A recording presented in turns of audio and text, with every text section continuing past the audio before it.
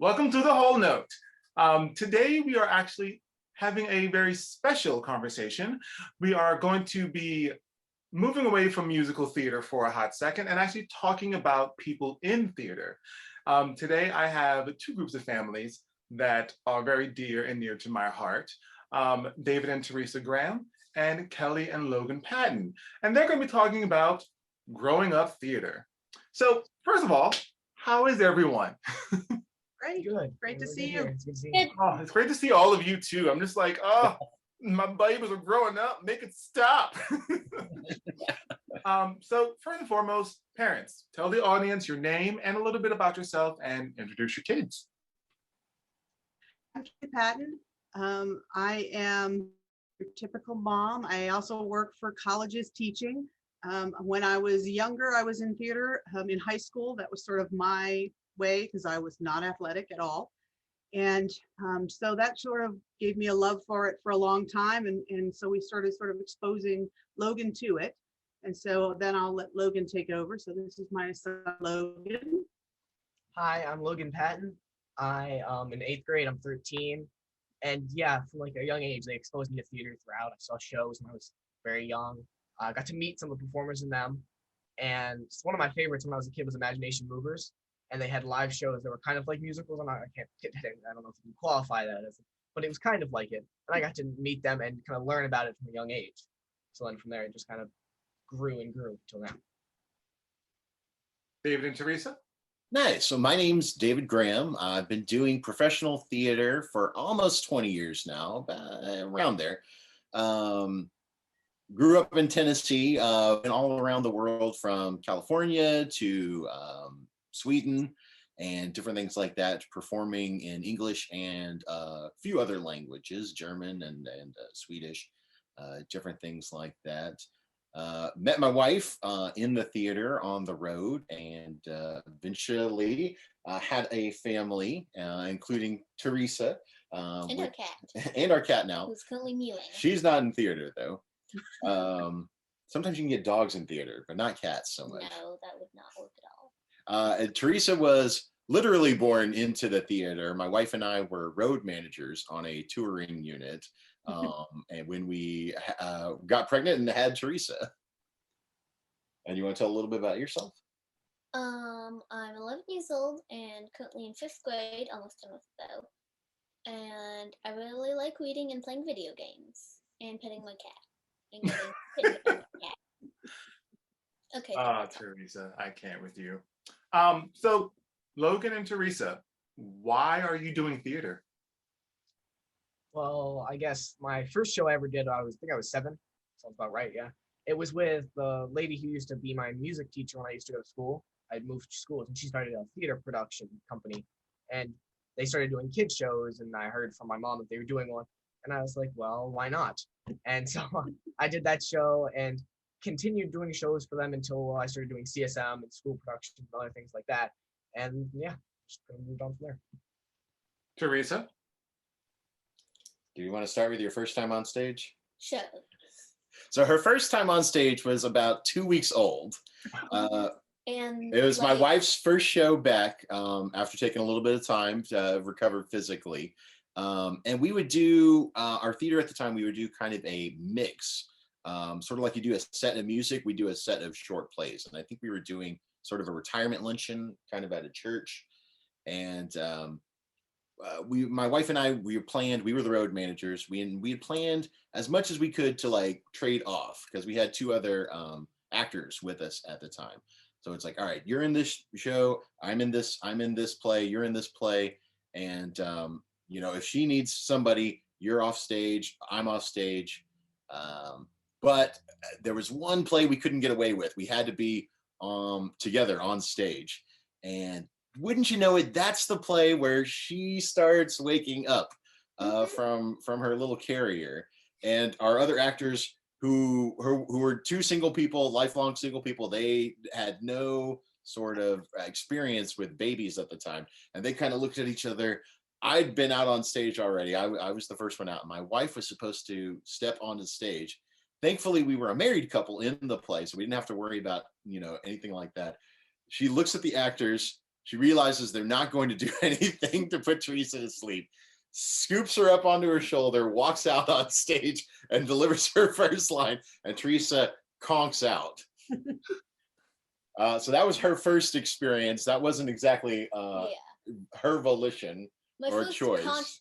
My first conscious experience in theater was like what, 7, 8? Do you mean here at the Roxy? Yeah, here at the Roxy. Yeah. It was just a couple of years ago. Yeah, and so I had to fill in for someone on Miracle on 34th Street, and it wasn't very many lines. It was just like someone like on Santa's lap or something. Yeah, but it was a line we needed, and we didn't have any other kids that could jump into it. So I did that, and unfortunately, that was the night when the photographer came. It was the only night when the photographer came, so all the photos of that scene were also of me. Yes, so the other girl who had done like 30, 40 performances didn't get in any of the publicity photos at all. What are you gonna do, I guess? But so then the director asked you the next year, because that was the Christmas show, so the next spring he asked you to be in Charlotte's Web, and you said yes. The Duck Pope. Awesome. Yes, the very funny Duck Pope hat. Yeah, it looked like. So what does theater mean to both of you? Logan? Well, theater to me, it's kind of like this magical experience that you can either be a part of or see someone else make it their own, which is why I was like, I guess I'm so drawn to it. As I saw shows where some people make it their own, and even if there was lines or a character, they could still have their own flair to it or whatever, and the entire cast could come together and make it one cohesive thing and just create an entirely new experience than just those lines on a sheet of paper. And that's really what drew me in, because I realized I could do that now too. I could make someone's day doing that, or week, or whatever it was. And it's just this magical experience. Even as a little kid, we used to call Logan William for William Shatner, because he always, even toddlering up, was very, and we were like, oh my word, like, could you be any more dramatic at times? And so we always figured at some point, we were like, well, he's had a good long career, why not? It works to be dramatic. So we just knew he was going that route, even like I said, as a little guy. Nice. Now, I will be a little bit candid right now. So I directed Logan in 2 shows, but the show that really meant the most to me with Logan was Junie B. Jones. Logan, I had cast Logan because I'm like, he's dedicated. He has the passion for it. And it was a very dance heavy show. So whenever we would do the dances, I would look at Logan and he's like, I'll get it. I'll get it. And after every rehearsal, he'll come to me like, I'll get the dancing. I promise. So opening night, well, granted, I wasn't, well, the day before opening night, we were having a full tech run, and we do the opening number, and Logan is getting every single step right. And I'm over here like, he got it. Look at him, he got it. So that meant a lot to me. David, go ahead. Oh, what was the question one more time? What does theater mean to you? What does theater? Oh, that was for you, wasn't it? That's Yes. Me. I mean, we have the same face, so. That's okay. One of the reasons that I'm really into theater is, I think it's also because I really like reading, and reading is like a story, but, well, I mean, anyway, so, but in theater, you get to be a part of that story instead of just like watching it. You get to be a character, and you can be funny, you can be sad, or anything really. In a way, even if you're just in the audience spectating, you're still part of the story. There's an energy that goes between the actors, the storytellers, and the audience in that medium that you don't necessarily get in, books or movies or television, that sort of thing. So now I got a question for the parents. So have you seen a change in your child since they started doing theater? Definitely. Like I said, even when Logan was little, like he would sit, and he likes to read, and he would let us read long stories, even in pre-K that were like 2nd and 3rd grade books. But then he'd want to tell you a 40-minute story. So it was really, we was like, all right, it's bedtime. But he was very imaginative. So it was really a way for him to use those skills elsewhere. And watching him grow, like I said, the first show he was in, he was just he's a little pirate, and he just stood in the front and he had some lines, but he was really like came alive, and he started to learn how to sort of take responsibility for things and listen to someone and follow their directions. And usually, frankly, when he's working with you or other people, I'm always surprised because I'm like, wow, he is so much more independent and he takes criticism so much better. So he's really learned how to incorporate all those things versus just mom saying it and maturing. Like, I don't know, what she want? Yeah. So I really feel like that's helped him learn to take that and do something with it and become more productive. And also with growing as a person, just meeting people and finding who he is and, being his own person, not sort of feeling like, oh, I have to be like everybody else or I have to be like this person. It's really allowed him to sort of be what he finds interesting and be with people that are similar to that, whether they're musicians or actors or any type of personality like that. I like that. Like, especially with theater, you do have your own individuality. And that individuality is what makes you a very marketable actor or a person for any director or casting director. Yeah. David? Yeah, I'd absolutely have to tie in with what Kelly said, just about being their own person, sort of a thing. Obviously, it's hard to know to change just because, again, Theresa's literally born into the theater. Mhm. I do think one thing that I think my wife and I have both noticed is that even from a very young age, she was very comfortable with adults because she was always around adults, interacting with adults, and so I think that raised the uh, sort of level of communication, um, with her, speaking skills, empathy, relating to other people, that sort of a thing. And yeah, so obviously part of that was, not by choice, and then part of that is working here, with other kids in the local theater, which is her choice. And I do think that yeah, that's a little bit. We're a homeschool family. That's probably So are we. fairly evident in maybe some context. Yeah. But it does give a chance, obviously, to interact with um, other kids, other young actors, people that can share the same interests with books, movies that she can talk about. That's outside of, looking at her mom and me as we're teaching math, on a Monday to Friday sort of a basis. So plot twist. That's exactly why I chose both of you guys as interviewees, because you're both homeschooled. And I was like, this is a perfect, beautiful, wonderful opportunity to talk about this, especially when it comes to theater. So we kind of already touched upon this with David, but Kelly, are you involved in theater? I do when I can. So when he does shows for New Direction Community Theater, I usually am prop mistress and I move the set. And so usually we start out very slow with the moving of the sets. I'll never forget Annie Jr. They wanted these, 50-pound desks and these two, 40 plus Ooh. mothers moving them quickly and hanging this large thing off the thing that we had to climb chairs to reach. So yeah, that's always, as I get older, it's a little harder. I try to find the tall dads now, but I try to do Yes. something with it so that I'm at least there, but not necessarily in charge of Logan or that. I'm good at, that's my prop table, touch it and it will be ugly. But other than that, I try not to, tell him what to do in the roles. And certainly we've also, when he's done homeschool drama clubs or groups, help out if they need someone who props or, to take that role. So I do try to stay behind the scenes versus sort of taking away him being on stage. As much as I, like I said, enjoyed acting, at this point, I love watching him shine on stage, and just being behind the scenes to help when I can. Mhm, mhm. David? Yeah, as far as being a homeschool family, part of the nice thing is the flexibility of being able to work throughout the day. So we could say, yeah, we can do, double up this day of schoolwork or maybe work in the evenings. But we have that flexibility where you don't have to get a permission slip from the principal of the school system, or anything along those lines.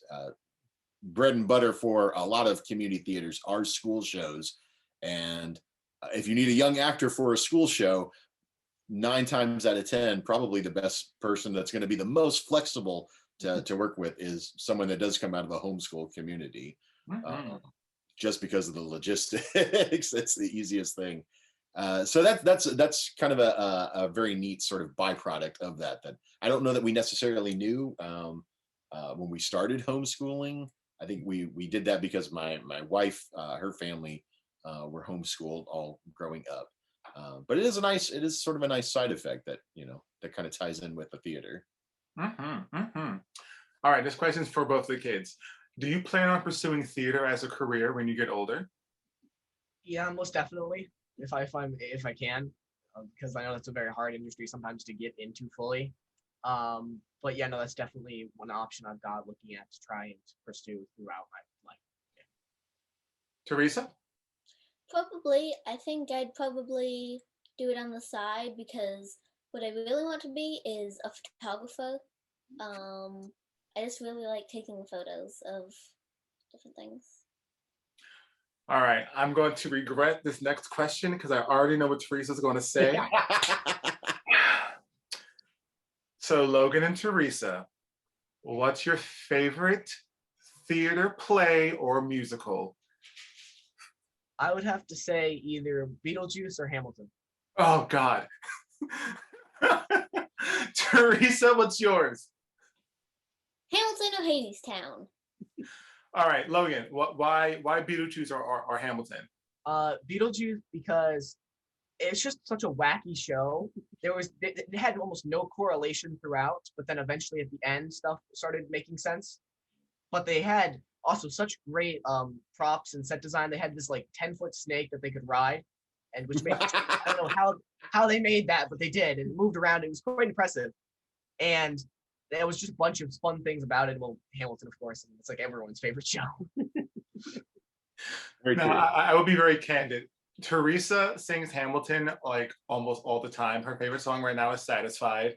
Whenever she sings it, it gets stuck in my head. And then for the rest of the day, it's in my head. And I'm like, ah.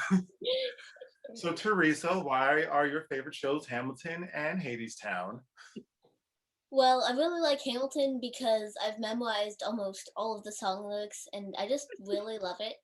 Oh. And Hadestown because um I just like the message and the music. I really like music.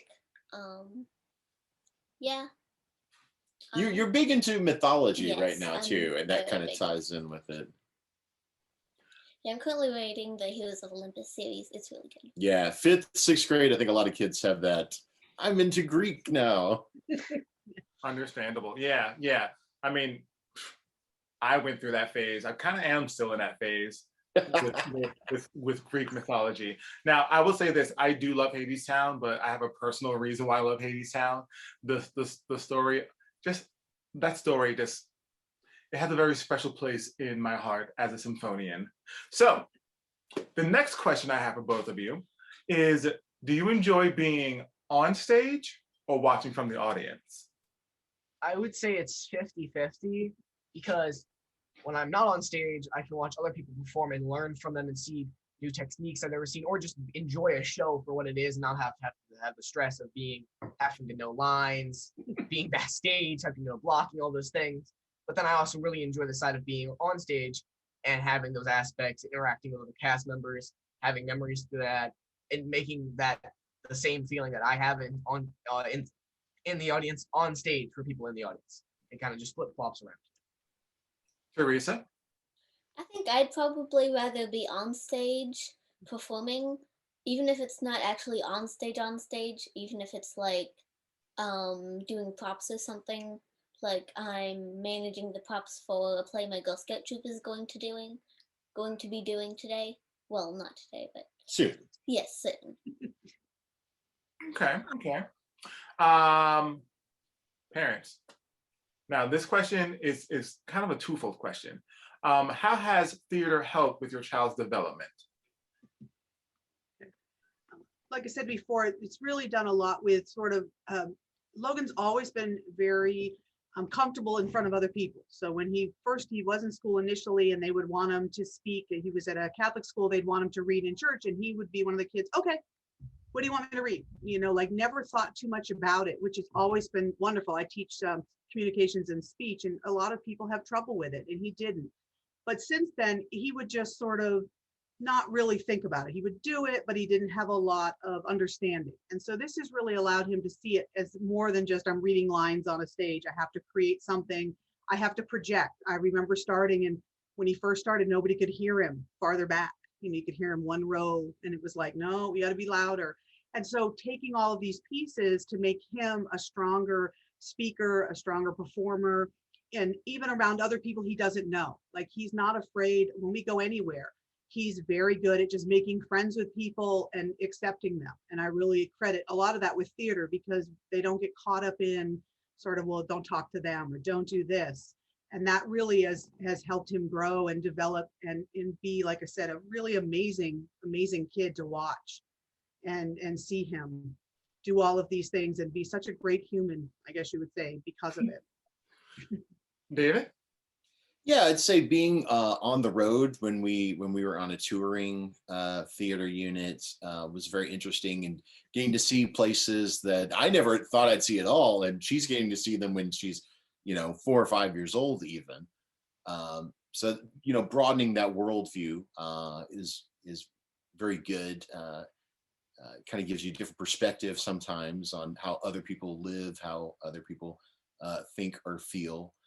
I did touch a little bit on the communication aspect, in that I did think that it sort of raised her level, just being around adults, just as a matter of course. The corollary to that, though, is that she did have a little bit of a challenge, I think, when she was younger, relating to younger children who not necessarily could form, complete, coherent, thoughts or ideas, on an adult level, because they weren't adults, they were children. But I think she did have a little bit of frustration with that from time to time. Thankfully, I think that's changed a little bit as her age group has gone up a little bit more, and just getting to realize, like, okay, that the tall people, they can talk, one way, and then the shorter people, they can talk a different way. And but that's sort of congealing as we look at teenagehood and just coming together. And so yeah. Theresa as a teenager, I'm already terrified for that. So this is a question. This is part 2 of that question. Was starting your child in theater scary at first, or did you know that your child would just thrive in a theater setting? It was a little scary at first, the thought of not being sure what he would do. Like he actually did a 1-week summer camp, and they had a performance, but it was not much of one. I mean, they just kind of wandered around on stage. But after that, he was like, I love this. I want to do more. And we did try that first time. We thought about having him audition for one of the CSM plays, but we didn't know, how to do 16 bars of music or how to find a monologue. Like we didn't really know how to have him audition. And so it was like, oh, maybe this is too much. And so, like he mentioned, someone else we knew was like, no, bring him in. We'll do a cold reading. And I was like, oh, okay. And then it was sort of like, is he really going to like it? Or is it going to be, I don't want to go? And then you letting someone down. But that didn't happen. And now he's sort of driven to do more and, find new ways to, change it. So to do, like you mentioned, Junie B, to do a musical and add on to that, or something more comedic or more serious, versus just sort of keeping them like, oh, I'm here. And he's willing to do sort of whatever they want, which I love seeing. And I wasn't sure at first, again, he's always been a very, like David mentioned, very expressive kid with adults. In pre-K, they'd be like, yeah, you ask him, what's that? And he's like, that's a blue truck. My dad has a blue truck. My uncle has a blue truck. Blue truck's really cool. There's 3 trucks. And he's like, the other kids are like, that's a truck. And so he's always been very verbally expressive. And this has really allowed that to shine, where teachers were like, okay, not so much. Let him, write it down for me, type of thing. And so I think I was nervous at first, but seeing that really was where he was able to excel, that made it a lot better. And having people we knew and trusted over time, like you, to sort of mentor him and know that he was safe, because leaving him alone, with people I don't know is always a little scary, up until now, where he's as big as they are. that was nerve wracking. So it's always been, that's been helpful, knowing the people and feeling comfortable with them. David? Absolutely. It really does go to the people. Um, any nervousness, just as far as, oh, what are they going to do? Can they remember their lines? Can, they hit their marks right? That's always up in the air, but that's really true for any actor you work with almost. But just as far as we've been very blessed with a lot of the community that we've worked with, whether it's the theater that we traveled with, or here at the Roxy, with you, Kenny, with the directors that we work with, that they've always just had a heart for families, for kids, and just bringing them up, in a good environment. And yeah, it's been an amazing ride. I'm not to say there's never been conflict, because you're lying if you said you've gone through life without conflict, but just knowing that people have a real heart for that, for again, the people around them, for the stories that they're telling, the people that we're serving, those audiences. Yeah, it's really heartening, and yeah, it doesn't give me a worry at all. Yeah, I have to agree. I mean, here there's like a whole family just drive to the theater, and that's what I love about it so much. All right, so parents, what advice can you give to parents listening about including the arts in their child or in their children's everyday life? I would say it's very important. That's one thing, and you could do so much to it. Certainly, if they go to school or they homeschool, they can take a class in it. But I find it kind of comes down to, arts tends to be relegated in the educational world to sometimes drawing or those principles, or they separate art and music as two different things. And so really, again, finding outlets from their little, and Logan mentioned the imagination movers, and they were a big part of it, watching them perform these skits and sing. And he really just loved them. And also finding role models. So being that he's a male performer, sometimes there's things that seem more geared towards young girls versus young men. And so finding them, and they're 4 men who have jobs. One's a firefighter, some musician, one's a teacher, and they sort of had this other life to them. And so finding that and then taking them. So we made sure he got to go to their shows, and we did like a Curious George musical thing, and he was in a stroller. And he, but watching his face light up, and we would find them. And then as he got a little older, and yes, the first time we took him to Broadway, we saw School of Rock, and he was like 2nd grade. We went there too, yay. And the music teacher was actually in School of Rock. And so his voice coach, yep. And so we took him, and yes, there was some language, there were some things, and I remember thinking, oh, maybe this wasn't a good choice.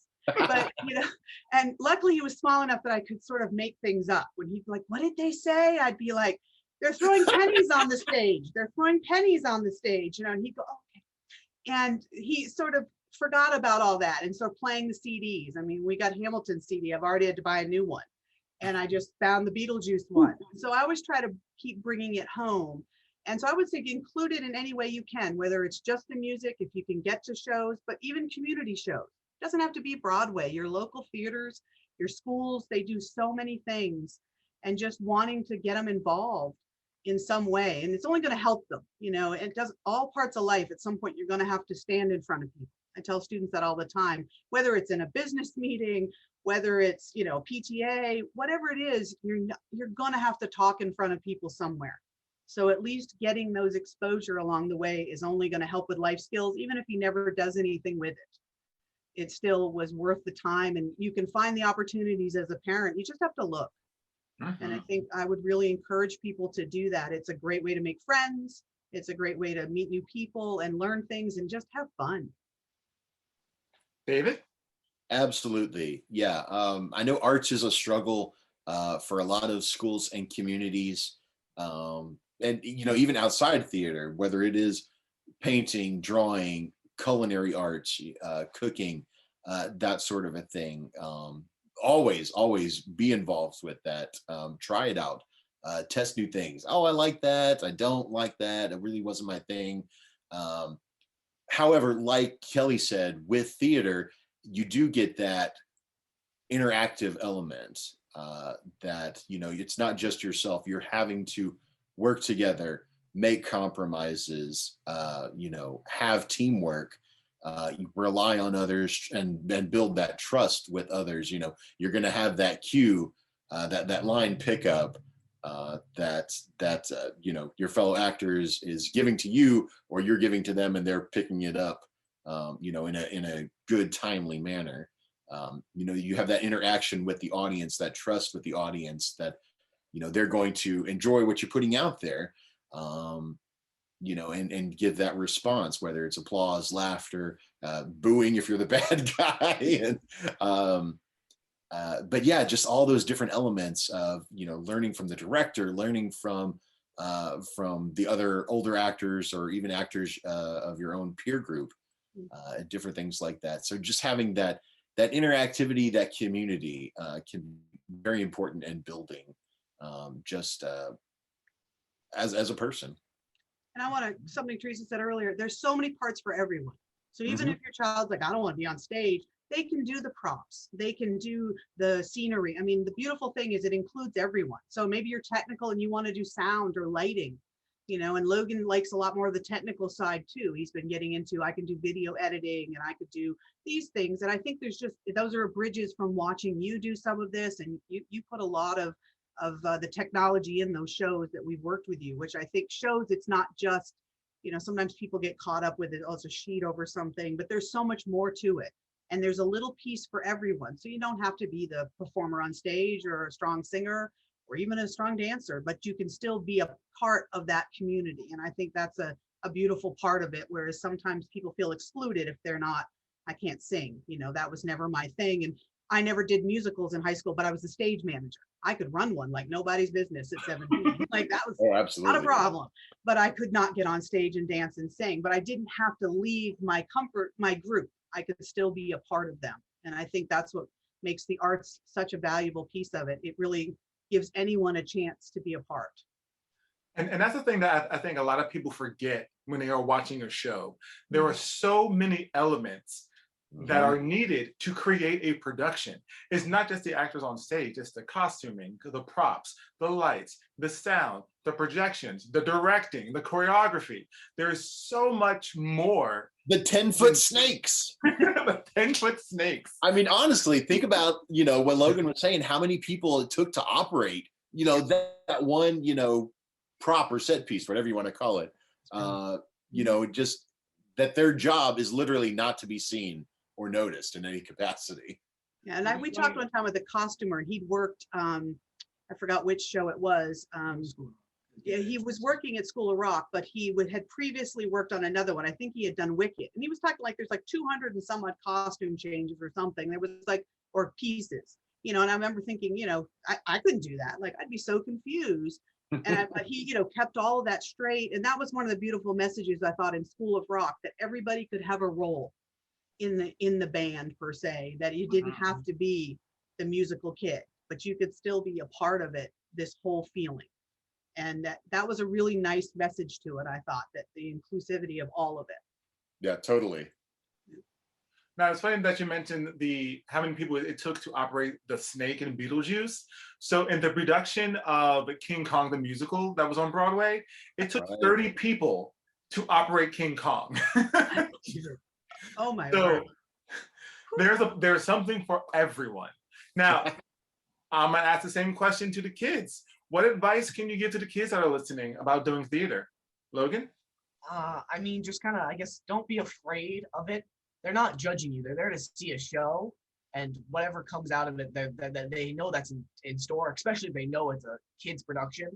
They know there's going to be mistakes. There's many things. I mean, perfect example, I did a show not too long ago, and we had one kid he was the lead in the show, and he didn't know any of his lines practically. We had to feed them to him on stage, and he would mess up constantly. But the audience still, they understood, and they still found the aspects funny, even if they weren't delivered well. They could still understand. So no one's there to judge you pretty much. And so, I mean, I see plenty of kids that they can't speak in front of even their friends. They're kind of, even around their friends, they're shy and closed off.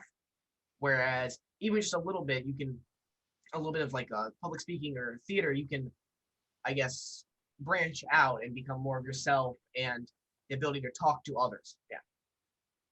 Teresa? If you like doing a silly part of a play or something, but you're scared that you'll like be embarrassed by it or something, then like you don't have to be, because well, it's like if you if you're embarrassed, then I can't do this. Don't let your self-consciousness get in the way Yeah. of the character. I Yes. think is sort of what you're aiming for. Mhm. And if you're worried that you're going to mess up, so you're being really quiet, don't do that. If you're going to mess up, do it loud. And remember, nobody but you knows you messed up. The audience doesn't Yeah. know the lines. The audience 9 doesn't know times the out of dance 10. move. You know, you Absolutely. try to tell them, just say, do something. I mean, even if somebody else jumps in and no one actually knows. And I think that's part of what people have to remember is that I wouldn't know on a show unless I mean, I've seen some shows 2 or 3 times and they're different every time, even with the same actors. And some of it's, you know, they forgot a line or they decided to try something new that night. And I think that's the beauty of it. No one knows. And so take the chance. Well, I would like to thank both of you for talking to me with this wonderful subject. Now, before we go, I do have one final question for the 2 kids. If you could play any part in any play or musical, what would it be and why? Logan. That's a hard question. I have to kind of think of all the shows I've seen, or kind of I think I'd have to go with probably Dewey from School of Rock, just because, or similar with like similar with Beetlejuice. There's not, you're kind of just yourself on stage.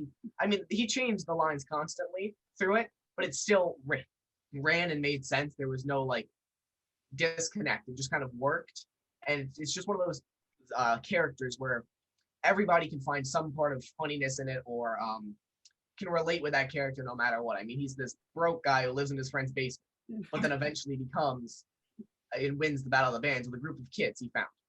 It just kind of works. Teresa? Well, I would really want to play Angelica, except I cannot get all the words out in time when I'm listening to Satisfied. Some of those raps are very fast. She has the fastest raps in the musical. Yeah, people think Jefferson, or not Jefferson, Lafayette has, you know, same actor, has some fast, but yeah, Angelica. Very good. Some of those are words per minute. Mm-hmm. Yeah, Lafayette is. Well, I thank you both for being here again, and I look forward to talking with you guys one-on-one eventually. Everyone else back at home, enjoy.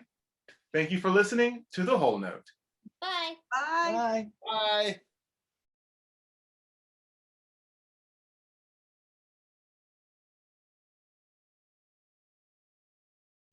You know, I wasn't going to do a final thought for this one, but I think I need to. Arts is important for a child. Using their imagination is a part of their daily routine. Theater enhances that experience for a child. Me personally, I think every child should be involved in theater at least at some point in their development, either as a child, as a teenager, as a preteen, somewhere they need to be introduced to theatrical arts. It helps build confidence, it helps build self-esteem, and the friendship that you will develop from those interactions, it's life affirming and it's life changing. So please, please, please, please, please, if you are listening and you have a child and you're thinking about, oh, I don't know what to do with them, there are a lot of like summer programs that are about to start up for anything theater. I'm sure around your area at some point there is a community theater that your child can go to and just be immersed in the dramatic arts. If there isn't, well, guess what? Start one yourself.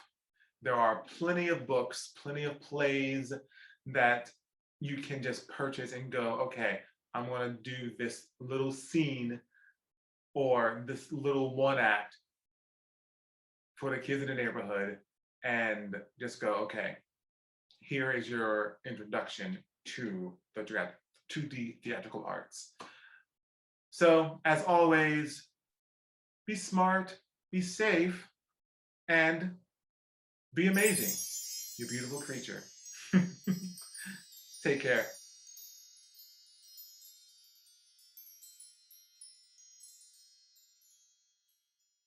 Thank you for tuning into The Whole Note.